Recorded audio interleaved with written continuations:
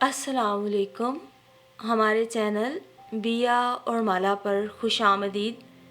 اگر آپ ہمارے اس چینل پر پہلی دفعہ آئے ہیں یا آپ نے ابھی تک سبسکرائب نہیں کیا تو بیا اور مالا کو سبسکرائب کرنا نہ بھولیے. آج میرا ولیمہ ہے. میں دلہا بنا اسٹیج پہ بیٹھا ان بیرونی چکا چوند روشنیوں کے ساتھ ساتھ غصے سے بھڑکتے ان انگاروں کا بھی سامنا کر رہا ہوں جو میرے سینے میں دہک رہے ہیں. جی چاہ رہا ہے ان پھولوں کو جو میرے گلے میں پڑے ہیں ہنس ہنس کر میرا منہ چڑھا رہے ہیں اپنے قدموں تلے روند کر ان کا گلقند بنا دوں. یہ اتنے سارے لوگ جو میرے سامنے بیٹھے خوش گپیوں میں مصروف ہیں گالیاں دے دے کر انہیں بھگا دوں. اور یہ جو محترمہ میرے برابر مسکین سی صورت بنائے ہلکا سا گھونگھٹ نکالے گردن جھکائے الو بنی بیٹھی ہیں اس پہ تو میرا بس نہیں چل رہا. کیا کر ڈالوں؟ جی چاہ رہا ہے اپنا سلیم شاہی جوتا اتاروں اور تڑا تڑ برسا دوں اس کی کھوپڑی پر جو اتنے بھید اتنی سازشیں چھپائے ہوئے ہے اپنے اندر. لیکن بہرحال میں یہ سب کچھ نہیں کر سکتا کیونکہ میں بھی ایک نیا نویلا دلہا ہوں. رسموں اور روایتوں کے بندھن میں جکڑا ایک دلہا، بے بس دلہا. لیکن میری کیفیات اور میرے احساسات شاید آپ کی سمجھ میں نہ آئے اور یوں بھی دنیا بھر نے نہ جانے کیوں مجھے تند مزاج، اکھڑ، بدتمیز، غبی اور کند ذہن کے خطابات سے نواز رکھا ہے. لہٰذا میری شہرت سے کسی قدر واقفیت رکھنے والا ساری بات جانے بغیر مجھے ہی مورد الزام ٹھہرائے گا. لہٰذا مجھے ساری بات شروع سے سنانی پڑے گی. بات شروع ہوئی تھی آج سے ٹھیک 3 ماہ پہلے.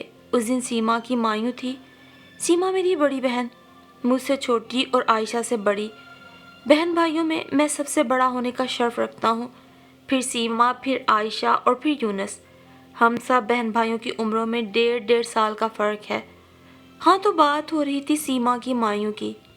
اس روز سیما کی مایوں تھی لیکن اسی دن نوکری کے سلسلے میں میرا انٹرویو بھی تھا. کیمسٹری میں MSc کی ڈگری لے کر جس دن میں یونیورسٹی سے برآمد ہوا تھا تو پکا یقین تھا کہ چند ہی دنوں میں چاروں طرف سے جابز آفر کے ڈھیر لگ جائیں گے جن میں سے میں اپنی پسند کی جاب بڑے ناز و نخروں اور شرطوں کے ساتھ چن لوں گا.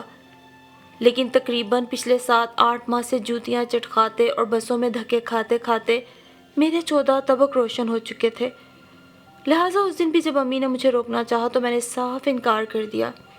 یوسف بیٹا، آج تو ڈھیروں کام پڑا ہے، تم چلے گئے تو وہی اپنے 4-5 بجے لوٹو گے. کیا کروں امی جی، میں نے جلدی جلدی موزے چڑھاتے ہوئے کہا. بڑی اچھی جاب ہے، مل گئی تو قسمت چمک اٹھے گی. سیما کی مائیں کا کیا ہے، پھر کر لیں گے. اے ہے لڑکے، انہوں نے پانی پیتے ہوئے بولنے کی کوشش کی. اور یونس بھی تو ہے نا، یونس بیچارہ کیا کرے گا. امی جی کوشش ہی کر سکتا ہوں. میں نے فائل اٹھائی. اچھا خدا حافظ. فی امان اللہ. وہ بھی بولی. جانے کیا بات تھی کہ امی جان، بلکہ امی جان ہی کیا سارا خاندان مجھے بے وقوف اور عقل سے پیدل کہتا تھا. حالانکہ اگر میں بے وقوف ہوتا تو کیا کیمسٹری میں MSc کر پاتا. ہاں یہ اور بات تھی کہ ہیر پھیر میں لپٹی جلیبی کی طرح الجھی باتیں میری سمجھ سے بالا تر ہوتی تھیں. میں تو بس یہ جانتا تھا کہ 2 اور 2 4 ہوتے ہیں اور بس.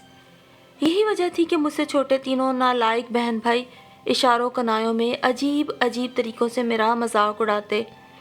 ایک بات اور ہے، مجھے اپنے بارے میں علم بھی ہے کہ میں مزاج کا بہت غصیلا ہوں. ذرا سی بات مجھے پتنگے کی طرح آ کر لگتی اور میری کھوپڑی فوراً شعلے چھوڑنے لگتی.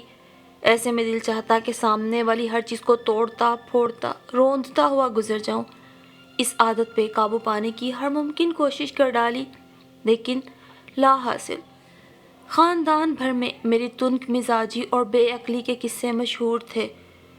اس روز بھی جب کہ سیما کا مایوں تھا، میں انٹرویو لینے والے بورڈ کے اراکین سے جو کہ جمائیاں لے لے کر مجھے عجیب و غریب سوالات پوچھ کر 3 منٹ میں فارغ کر چکے تھے، ان کی اس حرکت سے جیسے میرے اندر آتش فشاں پھٹنے لگے. یعنی ایک شخص کو جان بوجھ کر الو بنانا اور ڈنکے کی چوٹ پر بنانا، ذہن میں ان سب کی کرسیوں کو ٹھوکریں مارتا ہوا मेज़ पे पड़ी फाइलों को नजरें आतिश करता हुआ मैं झटके से दरवाज़ा खोल के बाहर आ गया। सोने पे सुहागा ये कि जब लिफ्ट में दाखिल हुआ तो बिजली फेल। 3-4 मिनट बाद जब मैं बाहर बरामद हुआ तो बकौल सीमा और आयशा के मेरे अंदर का गुसीला दियो अंगड़ाई लेकर बेदार हो चुका था। मई की तेज धूप से लड़ता हुआ बस में धक्के खाता जब मैं घर पहुंचा तो खोपड़ी से शू शू की आवाज़ें निकल रही थी, आंखों से शोले और मुंह और नाक से गर्म भाप। घर में खिलाफ तवक्को कुछ खामोशी थी। कैसा रहा इंटरव्यू? दरवाज़ा खोलने आयशा आई थी। जहर, मेरा जवाब मुख्तसर था। उसका मुंह उतर गया। खाना लाऊं? जहर ले आओ थोड़ा सा। अरे रे, उधर मत जाए। मुझे अपने कमरे की तरफ बढ़ता पाकर उसने रोका। क्यों ना जाऊं? नसीर मामू और रशीद मामू की फैमिलीज तशरीफ़ ला चुकी हैं, उसने मुझे बताया। वो सब खाना खा के थके हारे लेटे हैं। आप हस्बे आदत खटर पटर करेंगे तो फिर?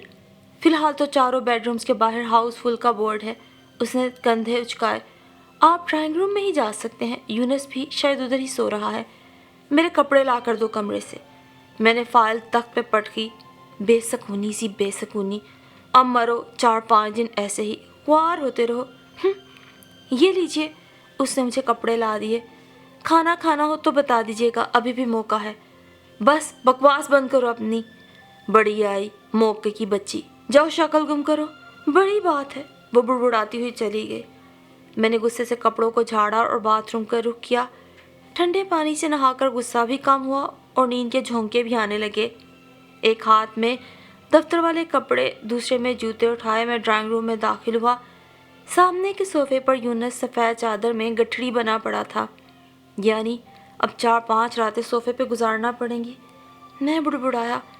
दरवाजे की कुंडी चढ़ाकर मैंने जूते सोफे के साथ रखे और अपनी पैंट की जेबें टटोली। निकल ही आई। एक टूटी फूटी चुरर मुरर से सिगरेट बरामद होने पे मैं मुस्कुराया। क्योंकि तकरीबन मैं इंतहाई शरीफ वाक़या हुआ हूँ, लिहाजा घर में ये राज अब तक किसी को पता नहीं चल सका कि मैं कभी कभार, आदतन नहीं, शौकिया स्मोकिंग भी कर लेता हूँ।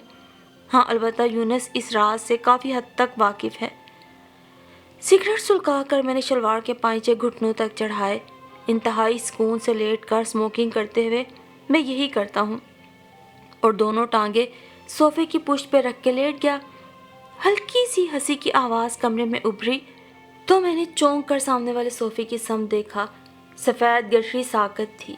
मैंने शहादत की उंगली कान में घुमाकर निकाली और फिर से कश लिया।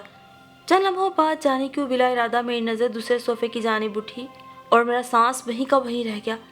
जिसे मैं अब तक यूनस समझ रहा था वो हरगिज़ यूनस नहीं था, वो तो कोई और थी। सफ़ेद चादर में छोटा सा गोल मुंह निकाले वो पिट पिट मुझे देख रही थी। मुझे अपनी जानिब मुतवज्जो पाकर उसने जल्दी से दोबारा मुंह अंदर कर लिया। मुझे ऐसा लगा जैसे कछुआ डरकर जल्दी से अपने खोल में घुस गया हो। 3 तरह के एहसासात ने बैक वक्त मुझ पर हमला किया। अव्वल ये कि मेरे इस तंबाकू नोशी जैसे जुर्म का एक गवाह पैदा हो चुका है, दूसरा शर्मिंदगी, और तीसरा ये घबराहट कि इस वक्त यानी वो अजनबी लड़की और मैं अकेले कमरे में हैं। इस वक्त अगर कोई आ जाए, उफ, यानी कि ला हौला वला कुव्वत। मैं गड़बड़ा के उठ बैठा। घबराहट में जलता सिगरेट हाथ से छूटकर नंगी पिंडली पे जा लगा। हाय, मर गया। मैंने जल्दी जल्दी पिंडली पे 2-3 फूंके मारी और उठकर दरवाजे की समत भागा। बीच में रुककर दोनों पांचे नीचे किए। मेरे जूतों का ख्याल आया तो वापस मुड़कर अपने जूते उठाए। सामने सोफे पे गठड़ी अब जोर जोर से हिल रही थी, यानी मेरी इस दिगरगूं हालत पे ठट्ठे लगाए जा रहे थे। जान जल के कबाब हो गई। दिल चाहा कि जाऊं और जूता लेकर जहां भी सर मिले अच्छे खासे 2-4 ठोक दूं। थका हारा फूले सांस ले जब मैं ड्राइंग रूम से निकला तो मेरी कैफियत का अंदाज़ा शायद ही कोई लगा पाता। सामने बरामदे के एक कोने में दरी बिछाए यूनस बेखबर सो रहा था। मैं भी वहीं उसके बराबर ढेर हो गया। शाम को घर में एक तूफान बदतमीज़ी मचा हुआ था। हालांकि 2 घर छोड़ के एक पूरा बंगला अब्बा जी ने इसी मकसद के तहत पूरे महीने का किराया अदा करके सिर्फ 1 हफ्ते के लिए लिया था कि किसी रिश्तेदार को तकलीफ़ ना उठानी पड़े। लेकिन इसके बावजूद हर कोई घबराहट में इधर से उधर दौड़ता नजर आ रहा था। खुदा खुदा करके दिन तमाम हुआ। हंगामे ज़रा सर्द हुए। रात को मैं अपनी चादर और तकिया हाथ में लिए परेशानी से इधर उधर फिर रहा था। यूनस बेटा, امی کی نظر مجھ پہ پڑی۔ سوؤں کہاں امی؟ تھک گیا ہے میرا لال، جا ڈرائنگ روم میں سو جا، یونس بھی وہیں ہے۔ Drawing room? میں ہکلایا۔ ہاں جاؤ، 4-5 دن کی تنگی ہے بیٹا، پھر جانے کب یہ ہنگامے ہوں۔ وہ تو کہتی ہوئی کچن کی سمت بڑھ گئی۔ میں نے ڈرتے ڈرتے ڈرائنگ روم میں جھانکا۔ صوفے پر سفید چادر، وہ ڈھیری اسی دوپہر والی صورت میں موجود تھی۔ میں نے فی الوقت دروازے کو اندر سے لاک کرنے کا خطرہ مول لینا مناسب نہ سمجھا اور دبے پاؤں چلتا گٹھڑی تک پہنچا۔ جھک کر میں نے چادر کا کونا پکڑا ہی تھا کہ اس نے جھٹ سے چادر اتار دی۔ میں 1 فٹ اونچا اچھلا۔ حسن اتفاق سے وہ یونس ہی تھا۔ بھائی جان، یہ کیا کر رہے تھے آپ؟ کچھ نہیں، میں جھلا گیا۔ کیا کروں گا؟ سو جاؤ منہ لپیٹ کر۔ پھر دوسرے دن کا ذکر ہے، سیما کی مہندی آنی تھی۔ صبح 10 بجے سے ہی انواع و اقسام کی لڑکیاں، جن کو میری چچا زاد، تایا زاد، پھوپھی زاد، ماموں زاد، خالہ زاد وغیرہ وغیرہ ہونے کا شرف حاصل تھا، ایک جگہ جمع ہو کر ایک ڈھول پر جٹ گئیں۔ ہر کسی کو ڈھول پیٹنے کا شوق تھا، لہٰذا غریب ڈھول اپنے ڈھول ہونے پہ بے حد افسردہ تھا۔ یا الہی، میں نے کانوں میں انگلیاں ٹھونسی۔ وہ لوگ آنے والے ہیں امی کہ نہیں؟ نہیں بیٹا، وہ تو شام تک ہی آئیں گے۔ پھر یہ لوگ ابھی سے کیوں شور مچا رہی ہیں؟ کاہے کا شور، اچھی رونق ہے۔ یوسف بیٹا، تبھی میری چچی اندر سے آئی۔ ذرا صباحت کو تو دیکھاؤ۔ صباحت کون؟ ارے میری بھانجی اور کون، کپڑے لے کے گئی تھی کب سے استری کرنے، 7 والے گھر، 2 گھنٹے سے اب تک نہیں آئی۔ میں تو نہیں جانتا۔ تم جاؤ تو جو استری کر رہی ہو بس اس سے کہہ دینا چچی بلا رہی ہیں۔ ناچار مجھے اٹھنا پڑا۔ 7 کا ایک گھر ابا جی نے کرائے پہ لے رکھا تھا، وہاں بھی لوگوں کی کافی تعداد تھی، نہ جانے کہاں کہاں سے لوگ بلوا لیے تھے۔ سنو عشرت، یہ صباحت کہاں ہے؟ میں نے پاس سے گزرتی اپنی کزن کو کہا۔ وہ اوپر استری کر رہی ہے۔ یہ سن کے میں نے زینے کا رخ کیا۔ ابھی چند سیڑھیاں ہی چڑھا تھا کہ اوپر سے 2 ٹانگیں نمودار ہوئیں۔ شکل وغیرہ سب کپڑوں کے بڑے سے طے شدہ ڈھیر کے نیچے غائب تھا۔ اس نے کوئی 40-50 سوٹ استری کر کے ایک ساتھ اٹھا رکھے تھے۔ ڈھیری چھت سے محو گفتگو تھی۔ میں حیران کھڑا اس عمارت کی منزلیں گن رہا تھا کہ اوپر والے چند کپڑے لڑکے۔ آئے ہائے، موصوفہ نے چند آوازیں نکال کر لڑکتے کپڑوں کو تھامنا چاہا۔ اسی سعی لا حاصل میں ان کا پاؤں مڑا اور وہ کپڑوں کی اس عمارت کے ساتھ دھڑام سے مجھ پہ آ گری۔ نتیجتاً میں اور وہ لڑکتے ہوئے آخری سیڑھی تک آئے۔ اس کا تو جو حال ہوا سو ہوا، اس کا خدا جانے۔ البتہ میری تو ریڑھ کی ہڈی ٹوٹنے سے شاید بال بچ گئی تھی۔ جسم کے ہر کونے سے چٹک چٹک کی آوازیں آ رہی تھی۔ جس شخص نے اس صنف کو نازک کا خطاب دیا ہے اس نے یقیناً میرے ساتھ بہت زیادتی کی۔ اتنا وزن! حد کر دیا آپ نے، قسم ہے۔ ابھی میں اپنے دماغ کے گرد چکراتے انڈوں کو شمار کر ہی رہا تھا کہ جملہ میرے کان میں پڑا۔ ساری محنت پہ پھیر دیا نا پانی؟ وہ میرے بالکل پاس لیٹی مسلسل بول رہی تھی۔ بمشکل تمام میں اٹھ کے کھڑا ہوا تو اس نے اپنا ہاتھ میری سمت بڑھایا۔ اب کھڑا کر دے مجھے بھی، کمر ٹوٹ گئی ہے ایمان سے۔ میں نے اٹھنے میں اس کی مدد کی۔ یہ وہی کچھوا نما لڑکی تھی۔ میں سنجیدگی سے خطاب بدلنے پہ غور کرنے لگا۔ آخر کچھوا بیچارہ اتنا بھاری تو نہیں نا؟ ضرورت کیا تھی اس طرح سامنے آنے کی ہے؟ وہ جھک کے کپڑے اٹھاتے ہوئے پوچھ رہی تھی۔ میں صباحت کو بلانے جا رہا تھا۔ صباحت تو میں ہوں، مجھے کیوں بلانے جا رہے تھے؟ آپ کو چچی نے بلایا ہے۔ تو اب کھڑے کیوں ہو؟ اٹھواؤ کپڑے۔ حکم صادر ہوا۔ ناچار مجھے حکم ماننا پڑا کہ بقول اس کے یہ سب میری وجہ سے ہوا تھا۔ کپڑوں نے جب وہی پہلی والی شکل دوبارہ اختیار کر لی تو میں واپس مڑا۔ ارے کہاں چلے؟ اس نے پوری بے تکلفی سے میرا کالر پکڑ کے کھینچا۔ یہ اتنے سارے کپڑے میں اکیلی جان کیسے لے کے جاؤں گی؟ کیا مطلب؟ ابھی تھوڑی دیر پہلے بھی تو لے کے جا رہی تھی، تو پھر دیکھ لیا نا انجام۔ اٹھاؤ یہ سب۔ اس کے حکمیہ لہجے پہ میری جان چل گئی۔ میں نہیں اٹھاتا، میں نے ڈھٹائی سے انکار کیا۔ ارے واہ، کیسے نہیں؟ اٹھائے نا۔ اس نے پھر اصرار کیا۔ مجھے اور بہت کام ہے۔ سوچ لیں، میں بھی چچا میاں سے کہہ دوں گی۔ کیا کہہ دوں گی؟ یہی کہ کل آپ اسموکنگ کر رہے تھے۔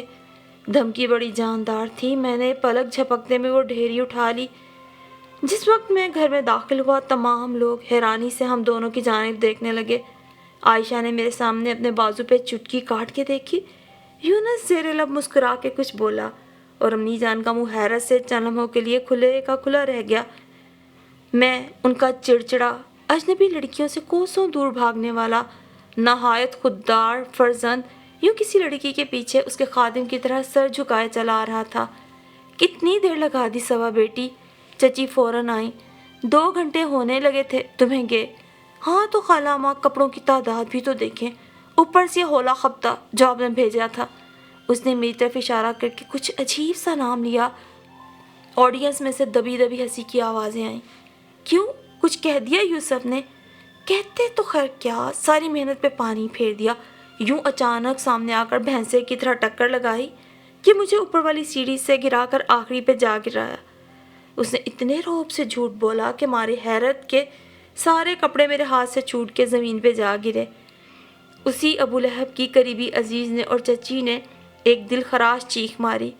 نکال دیا نا ستیاناس قیمتی کپڑوں کا گندے فرش پہ گرا کے۔ ہائے یوسف، تو کسی کام کا نہیں، چچی نے با آواز بلند فریاد کی۔ میں نے آؤ دیکھا نہ تاؤ 2-3 ٹھوکریں کپڑوں کو ماری اور دھڑ دھڑ کرتا اندر چلا گیا۔ بعد میں امی جان نے مجھے خوب آڑے ہاتھوں لیا۔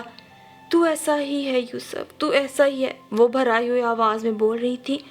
بیٹا تو کیوں نہیں بدلتا خود کو؟ اجنبی لوگوں تک میں ذلیل ہوتا ہے۔ لو بھلا میں کیوں ذلیل ہونے لگا؟ میں نے غصے میں کہا۔ آپ خواہ مخواہ اس چالاک لڑکی کی باتوں میں آ گئی ہیں۔ چل اب الزام تراشی مت کر، وہ بھڑکیں۔ وہ تو بڑی شائستہ، بڑی پیاری لڑکی ہے۔ اگر وہ لڑکی شائستہ اور پیاری ہے امی جان، تو دنیا کی کسی لڑکی کو یہ خطاب نہیں دیے جا سکتے، یعنی کہ انتہائی بدتمیز اور خود سر۔ بھلا کیا خوبیاں ہیں اس میں؟ ارے یہی خوبی کیا کم ہے کہ تجھ جیسے دیو کو قابو میں کرنے کی صلاحیت ہے اس میں۔ میں تو تل ملا کے رہ گیا۔ اب بھلا انہیں کیا بتاتا کہ حسن اتفاق سے اس بلیک میلرز کی چاچی کو میرے ایک انتہائی خفیہ راز کا پتہ چل چکا ہے، ورنہ بھلا میں کیوں کسی کی سننے لگا؟ اور پھر خدا خدا کر کے سیما کی شادی کے تمام فنکشنز اپنے اختتام کو پہنچے۔ ولیمے کے دوسرے دن تمام رشتہ داروں نے اپنا اپنا بوریا بستر سمیٹا۔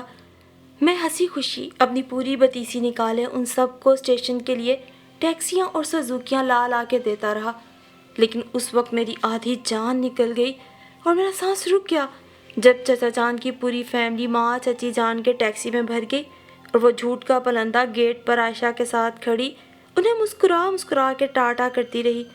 ارے ارے چچا جان، چچا جان! میں نے ممکنہ حد تک گلا پھاڑ پھاڑ کر چچا جان کو آواز دی، جو ابھی تک ٹیکسی سے سر باہر نکالے مسکرا رہے تھے، ساتھ ہی ہاتھ ہلا ہلا کر انہیں رکنے کا اشارہ کیا۔ ارے یوسف، کاہے کو روک رہا ہے؟ امی جان بھنائی۔ ارے امی جان، صباحت کو بھول گئے ہیں چچا، میں نے حیرت سے آنکھیں پھاڑ کے امی کو بتایا۔ بس پھر کیا تھا، عائشہ، یونس اور اس کچوی نے حلق پھاڑ پھاڑ کے ہنسنا شروع کر دیا۔ اتنے میں چچا حضور بھی ٹیکسی ریورس کرا لائے۔ کیا بات ہے؟ کچھ نہیں، میں نے حوانکوں کی طرح کہا، میں تو ہاتھ ملانا ہی بھول گیا۔ چلو ڈرائیور! میرے ہاتھ کو نظر انداز کر کے انہوں نے بھنا کر ڈرائیور کو آرڈر دیا۔ باقی لوگ سوائے امی کے ابھی تک دانت نکال رہے تھے۔ کیوں یوسف صاحب؟ وہ نچلا ہونٹ دبا کر شرارت سے بولی۔ میں جانا بھول گئی تو آپ نے یاد دلا دیا ہوتا نا۔ دیکھیے نا، اب تو خالہ ماں مجھے چھوڑ کے چلی گئیں، اب میں کیسے جاؤں گی؟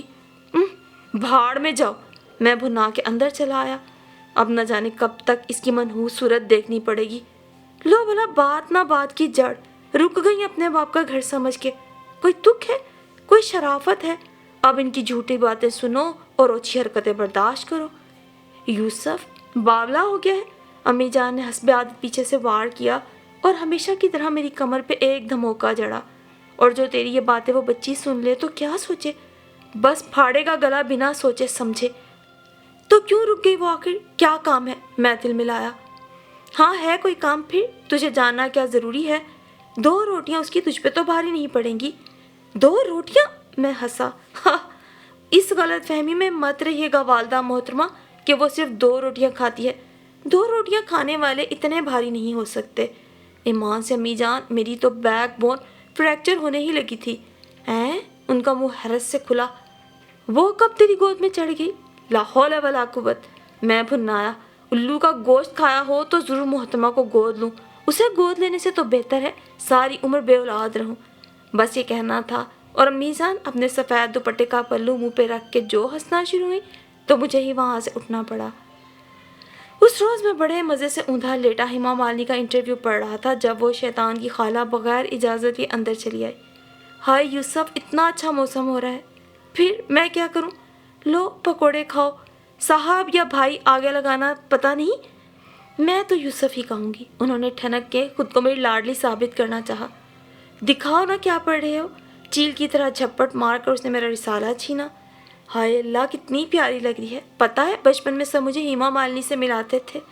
उफ़, अपनी पसंदीदा अदाकारा की इतनी तौहीन पे मुझे शदीद गुस्सा आया। क्यों? उसे शायद मेरा मुंह देख के बुरा लगा। नहीं मिलती क्या मेरी शक्ल हेमा मालिनी से? शक्ल तो मिलती है, लेकिन पानी में रहने वाले किसी जानवर से जो बाज़-औक़ात खुश्की पे भी रह सके। जला हुआ तो मैं न जाने कब का था, बस बोल गया बेसोचे समझे। फिर क्या था, मौसूफ़ा ने एक घुटी घुटी सी चीख बरामद की, पकोड़े मेरी तरफ उछाले और बाहर निकल गई। क्या हुआ सबाहत बेगम?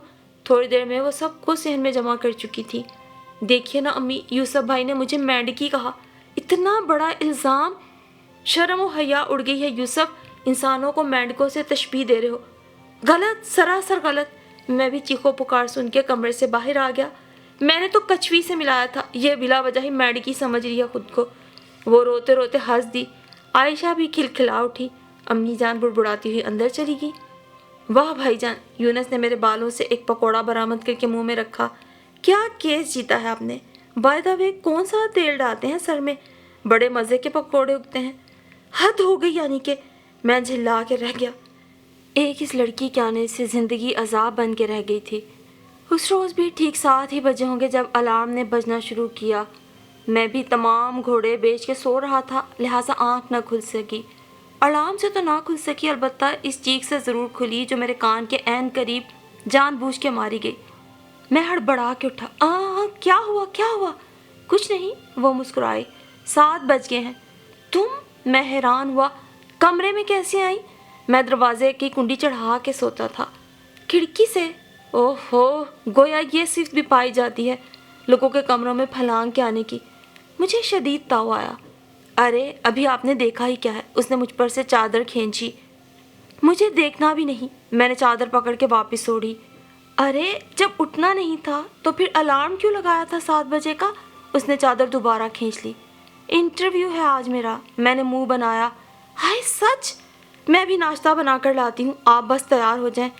ए टार्जन की बच्ची, क्या कहा? उसने पलट कर आसीनें चढ़ाई। मैंने कहा दरवाजे से जाओ। जब तक मैं तैयार हुआ वो वाकई नाश्ता बना कर ले आई। किसने बनाया है नाश्ता? मैं नहीं खाऊंगा। मैंने ट्रे परे रख दी। क्यों? मैंने इतनी मेहनत से बनाया है। उसने फ़ौरन मासूम व मज़लूम शक्ल बनाई। जब ही नहीं खाऊंगा। जितनी जहर तुम खुद हो उतना ही जहरीला तुम्हारा ये नाश्ता होगा। खाते ही मर जाऊंगा। अल्लाह ना करे। उसने फ़ौरन मेरे मुंह पे हाथ रखा। मैंने उसका हाथ हटाया, लेकिन सारा आटा मेरे होंठों और मूँछों पे चिपक चुका था। गुस्से से मैंने अपने बाल नोच लिए। इंतहाई अहमक और जाहिल लड़की हो, मैं धाड़ा। उसने जवाबन मिसमसी सूरत बनाकर अपनी बेसाख्ता मुस्कुराहट गोल करना चाही। हंस रही हो ना बेकार लड़की, दफ़ा हो जाओ।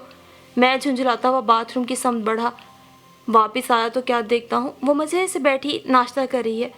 गुस्से में और तो कुछ ना सूझा, ट्रे अपने सामने खिसका कर बड़े बड़े लुक़मे ही लेने लगा। उसने भी खिलाफ़े तवक्को शराफत का मुजाहरा करते हुए चाय बनाई। ये लीजिए। बड़ी शराफत से कप मेरे आगे रखा। नाराज़ है मुझसे यूसुफ साहिब? मैंने गौर किया। शराफत से बोलते हुए उसकी आवाज़ काफ़ी अच्छी लगती है।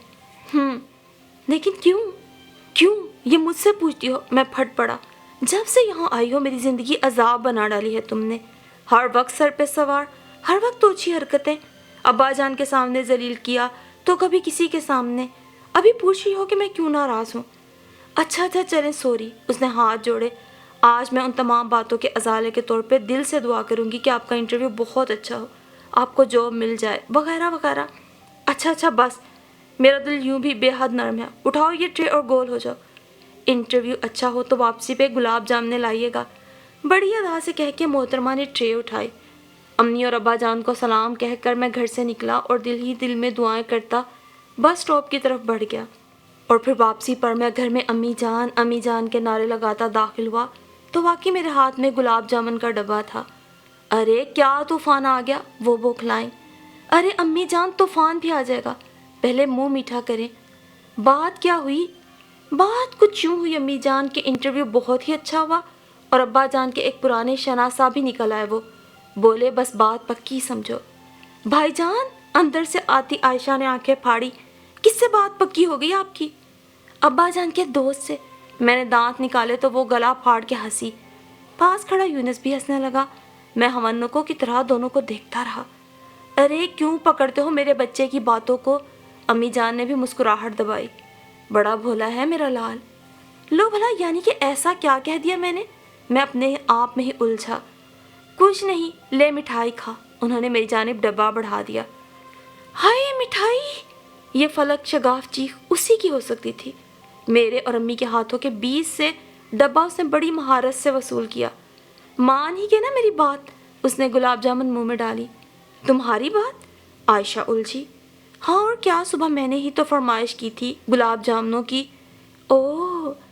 عائشہ نے معنی خیز اوہ کیا اور یونس کھنگھارا۔ امی جان نے دونوں کو نظروں میں تنبیہ کی۔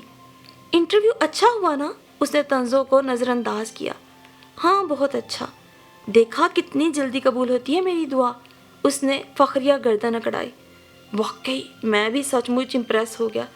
اچھا چلو بھائی، عائشہ بھائی کو کھانا لا دو، اور صباحت تم ذرا چائے بنا لو بیٹی۔ اور یونس، تمہیں درزی کے پاس جانے کو کہا تھا بیٹا، اس عمر میں تمہاری یادداشت کا یہ عالم ہو گیا ہے۔ امی نے منٹوں میں یوں میدان صاف کیا کہ میں حیران رہ گیا۔ یوسف بیٹا؟ جی امی۔ صباحت اچھی لڑکی ہے نا؟ وہ ہاں بس ٹھیک ہی ہے۔ میں چاہتے ہوئے بھی ان کی بات کی تردید نہ کر سکا۔ اور اب تو تمہاری نوکری بھی پکی سمجھو؟ جی بالکل۔ پھر کیا خیال ہے تمہارا؟ جی میرا خیال تو بڑے اچھے ہیں۔ میں الجھ سا گیا۔ کون سا خیال؟ ہر قسم کا۔ اوفو یوسف بیٹا، کب سدھرو گے؟ میں پوچھ رہی ہوں، شادی کر دوں تیری صباحت سے؟ جی؟ میں 1 فٹ اچھلا۔ اس بدتمیز ناہنجار بیکار لڑکی سے؟ اوئے بابلا ہوا ہے، انہوں نے سخت برا مانا۔ بڑی سلجھی ہوئی شائستہ لڑکی ہے۔ جی نہیں، میں نے کھڑے ہو کے زمین پہ پاؤں مارا۔ ہرگز نہیں۔ میں کہہ چکا ہوں امی جان کہ میں ہرگز شادی نہیں کروں گا، اور کم از کم اس چھچوری سے تو مر کے بھی نہیں۔ پیر پٹکتا میں اپنے کمرے میں آ گیا۔ لو بھلا، اچھی کہی، ایک تو شادی، وہ بھی اس سے، یعنی کہ میں کچھوا ہوں جو اس سے شادی کر لوں۔ مجھے سخت غصہ آ رہا تھا۔ اسی غصے میں کھانا بھی نہیں کھایا، شام کی چائے بھی نہیں پی۔ نتیجتاً رات کو سر میں شدید درد ہو گیا۔ تقریباً 12 بجے تھے جب دروازے پہ دستک ہوئی۔ میں نے اٹھ کے دروازہ کھولا تو کرنٹ لگا۔ کیا ہے؟ میں نے سخت بدتمیزی سے پوچھا۔ وہ آپ کے لیے دوا لائی تھی۔ اس نے ہتھیلی میں پکڑا ڈسپرین کا پتہ میری طرف بڑھایا۔ کیوں؟ آپ کے سر میں درد ہو رہا ہے نا؟ تمہیں کس نے بتایا؟ وہ میں نے کھڑکی سے دیکھا۔ اف، یہ کھڑکی کیسے کھلی رہ جاتی ہے؟ میں بھنایا۔ یہ آپ کے لیے چائے اور رس بھی لائی ہوں۔ جو بھی تھا، مجھے بھوک لگ رہی تھی۔ میں نے سب پکڑا اور اپنے بیڈ پہ آ کے بیٹھ گیا۔ کافی دیر کے بعد اس پہ نظر پڑی تو پٹ پٹ بوندیں اس کے گالوں پہ گر رہی تھیں۔ آئیں، تم کیوں رو رہی ہو؟ میں اس لیے تو نہیں رو رہی، قدرے معصومیت سے فرمایا گیا۔ پھر کیوں رو رہی ہو؟ مجھے ترس آیا۔ امی ابا یاد آ رہے ہیں۔ جواباً اس نے سسکیوں کی رفتار اور بھی تیز کی۔ اوفو بھائی، اب بس بھی کرو۔ کسی نے کچھ کہا ہے تمہیں؟ میں گھبرا گیا۔ جی۔ کس نے؟ آپ نے۔ میں نے؟ کیا نہیں؟ بدتمیز، ناہنجار، بیکار، نابیکار، اور کیا باقی رہتا ہے؟ اچھا تمہیں کیسے پتا چلا؟ مجھے قدرے افسوس ہوا۔ چلو چھوڑو یار، میری تو عادت ہے مذاق کرنے کی۔ آپ کو کیا خبر آپ کے یہ مذاق کسی کے زخمی دل پہ کیسے نمک پاشی کرتے ہیں؟ وہ سسکیوں میں بولی۔ زخمی دل؟ لیکن یہ دل زخمی ہوا کیوں؟ آپ نے کیا ہے زخمی؟ اس نے سر اٹھایا۔ مجھ سے شادی سے انکار کیوں کیا؟ آہیں، یہ بھی بتا دیا؟ واہ امی حضور واہ۔ دراصل میں کھنکھارا۔ بات کچھ یوں ہے، بس رہنے دے بہانے بازی۔ سوچا تھا اکیلی بے سہارا لڑکی کو آسرا مل گیا ہے، لیکن آپ نے انکار کر کے بالکل بے سہارا کر دیا مجھے۔ وہ زاروں قطار رونے لگی۔ تم تو بہت دکھی لگتی ہو۔ میرا دل منٹوں میں پگھلا۔ کیا غم ہے تجھے اے معصوم لڑکی؟ بہت سے غم ہے۔ مجھے شبہ سا ہوا جیسے وہ مسکرائی ہو۔ نہ ماں نہ باپ، تنہا خالہ کے ٹکڑوں پہ پل رہی ہوں۔ यहाँ आकर यूं लगा जैसे अंधेरे से निकलकर उजालों में चली आई। कालू मेरी शादी एक अंधे शख्स से करना चाहते थे। ओहो, मैंने कता कलामी की। और वो जवारी भी था। अंधा जवारी? मैं मशकूक हुआ। जी हाँ, एक जुए में आंख भी हार बैठा था। अच्छा। उसकी आंखों ने मुझे तरदीद से बाज ही रखा। और शराबी तो ऐसा कि बस आप मत पूछिए। बिल्कुल नहीं पूछूंगा। और अगर आपने शादी से इनकार किया तो मुझे उसी से शादी करना पड़ेगी। और अगर मैंने इकरार किया तो मुझे तुमसे शादी करना पड़ेगी। मैं बेहद परेशान हुआ। तो क्या हुआ? उसने ऐसे पूछा कि मुझसे कोई जवाब बनना पड़ा। प्लीज़ मान जाएं, अब मेरी ज़िंदगी में आप ही खुशियाँ भर सकते हैं। उसने आवाज़ को रिक्कत अंगेज़ बनाया। वो सबाहत देखो, ये मामले। प्लीज़ यूसुफ साहब, मेरी खातिर सिर्फ एक बार मुझसे शादी कर लें। एक बार? जी हाँ, सिर्फ एक बार। प्लीज़ हाँ कह देना। अच्छा बाबा, हाँ। मैं घबरा गया। वो मारा। वो उछली और छलांगे मारती बाहर निकल गई। उफ, मुसीबत आ गई यूसुफ मियाँ। मैंने टांगे पसारी। उसी लम्हे मेरी निगाह एक शीशे पे पड़ी। मैंने झुक के उठाई तो वो ग्लिसरीन की थी। ये ग्लिसरीन की बोतल कैसे आई? मुझे हैरानी हुई। पता नहीं आयशा क्या क्या रख जाती है। मैंने लेटकर आंखें मूंद ली। और फिर अगले महीने हमारी शादी हो गई। चलिए, यहाँ तक तो बात सही है। मुझे हालात और वाक़यात पर कोई ख़ास एतराज़ नहीं। लेकिन आज, यानी ठीक वलीमे के दिन, एक खातून को मुझसे कह के मुतारिफ़ कराया गया कि वो मेरी सास हैं। सगी सास, जीती जागती सास। चलिए, ये भी मैं पी गया। लेकिन बाथरूम में कपड़े बदलते वक्त मैंने जो कुछ सुना वो मुझे पागल कर देने के लिए काफ़ी है। वलीमे का नया जोड़ा पहनते हुए मेरे एहसासात काफ़ी खुशगवार थे। सबाहत साहिबा ब्यूटी पार्लर से तैयार होकर आईं तो वो कतन इस बात से बेखबर थीं कि बाथरूम में मैं हूँ। उनके और आयशा के दरमियान, जी हाँ, मेरी सगी बहन आयशा के दरमियान, इन अल्फाज के तबादले मैंने अपने इन गुनाहगार कानों से सुने। वाह भाई, ये आयशा थी। कमाल कर दिया आपने। देख लो, बड़ा फखरिया लहजा। जीत लिया ना तुम्हारे उस बदमिजाज अक्खड़ भाई को। सच भाभी, मुझे तो यकीन ही नहीं आ रहा। पिछले साल जब मैं आपके घर आई थी और जब हमारी शर्ट लगी थी, तब मुझे पक्का यकीन था कि मैं ही शर्ट जीतूंगी। भाईजान तो बिदकते थे लड़कियों के शादी के नाम से। भाई, सच्ची बात तो ये है कि शर्त मैंने सिर्फ उन्हें राज़ी करने की लगाई थी। ये बिल्कुल नहीं सोचा था कि मैं ये शादी भी कर लूँगी। लेकिन जब मैंने यहाँ आके गौर किया तो वाकई पता चला कि ऐसा मासूम, गबी और मिनटों में पिट जाने वाला शोहर और कहीं नहीं मिलेगा। वो हंसी। अरे खबरदार, जो मेरे भाईजान को कुछ कहा। आयशा खिलखिलाई। और एहसानमंद रहिएगा मेरी कि अम्मी और चची जान को ये पट्टी भी मैंने ही पढ़ाई थी। आपकी हुनरमंदियों के गुण गा गा कर मैंने ही सबको कायल किया। अच्छा बाबा, माना एहसान। अब चलो, देर हो रही है। जी जी, चलिए। और इस वक्त मैं स्टेज पर उस अदाकारा के साथ बैठा अपना खून जला रहा हूँ। और मुझे खबर है, कुछ पूछने पे आंखें पिट पिटा कर मासूमियत से कोई ऐसा झूठ बोलेगी कि मैं ही लाजवाब हो जाऊंगा। और वैसे भी अब मैं कर भी क्या सकता हूँ। कम वक्त अच्छी भी तो लगने लगी है। और ये है मुझ जैसे गबी, हवनक और जल्द बेवकूफ़ बन जाने वाले इंसानों की मोहब्बत की कहानी, जो कि कामयाबी से शादी तक तो पहुँच गई है। अब आप सबसे दुआओं की तवक्को और इल्तजा है कि ये शादी अपने मंतकी अंजाम तक भी बखैर व आफियत पहुँचे और मैं यूं ही अपनी बेगम के हाथों बेवकूफ़ बना उसकी हर बात पे जी जी हाँ हाँ कहता रहूं।